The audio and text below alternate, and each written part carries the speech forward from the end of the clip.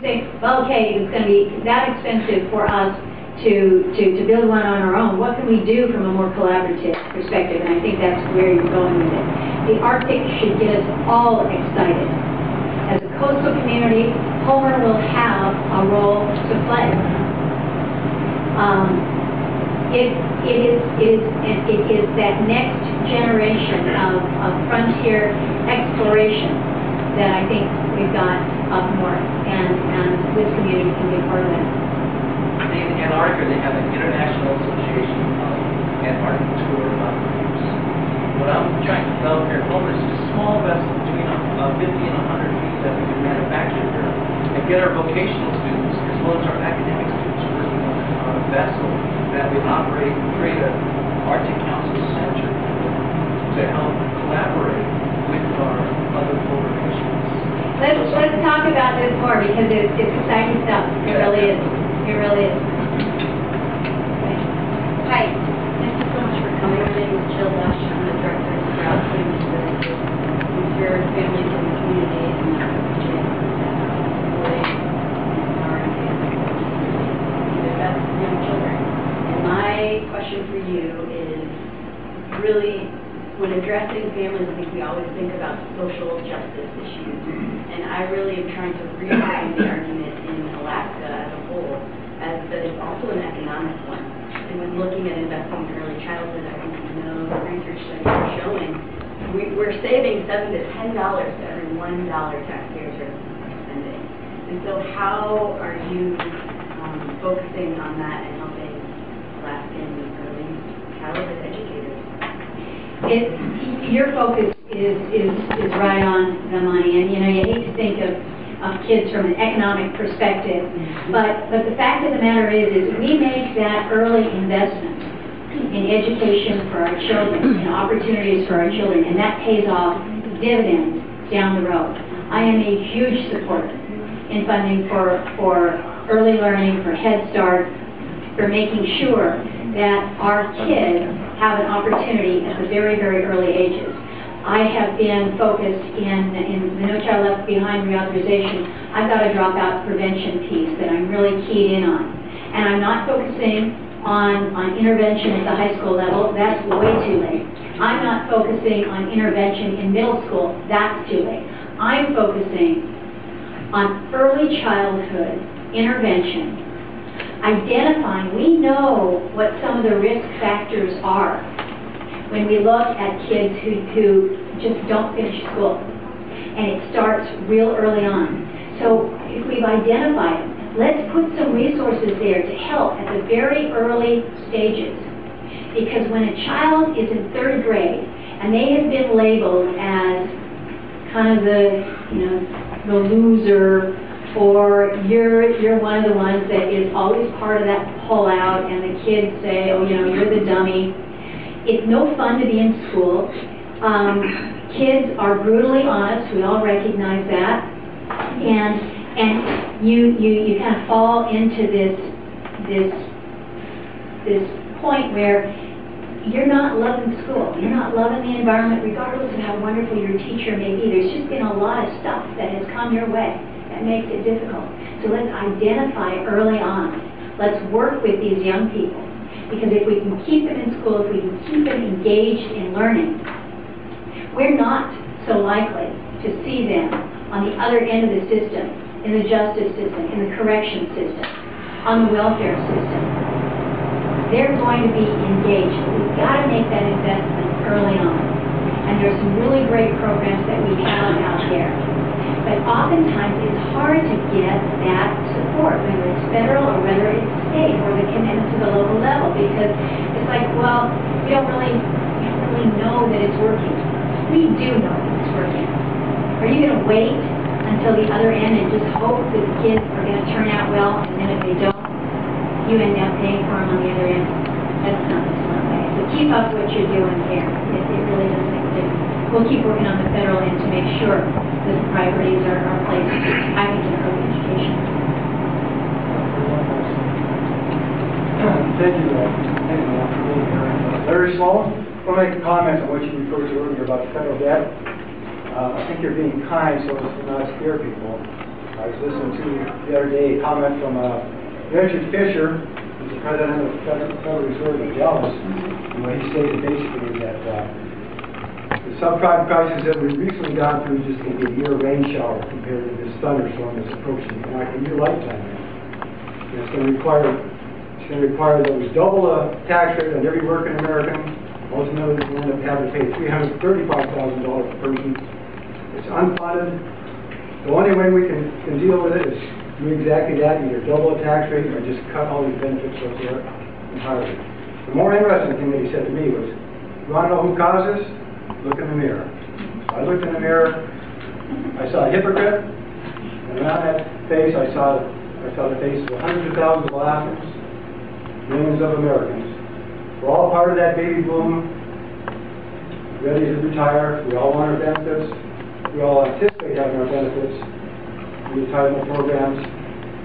We know, however, that if you allow us to take them, it's surely going to benefit this nation. So I just want to make a comment on that. Well, it is a powerful comment, and I wish that I could tell you, they're extremists, that's a wild-eyed view. Even with the most aggressive budget proposal that has been placed out there, we don't come into balance for not just a decade. By some calculations, it's 20 years.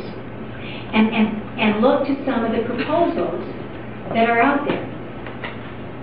You mentioned, doubling everybody's taxes. Well, that is one approach to take. I don't think you can double the taxes, and I don't think you can tax the American people enough to get out of this. That's our reality. So if you can't tax us enough, you've got to figure out, okay, well, what are we going to do with cutting spending? Well, unfortunately, on the discretionary side, that's not that big of the pie.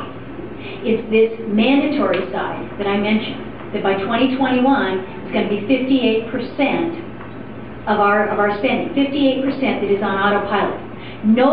Nobody wants to touch Medicare because, that would be upsetting seniors. And of course, seniors are the most reliable, consistent vote, so we can't touch that.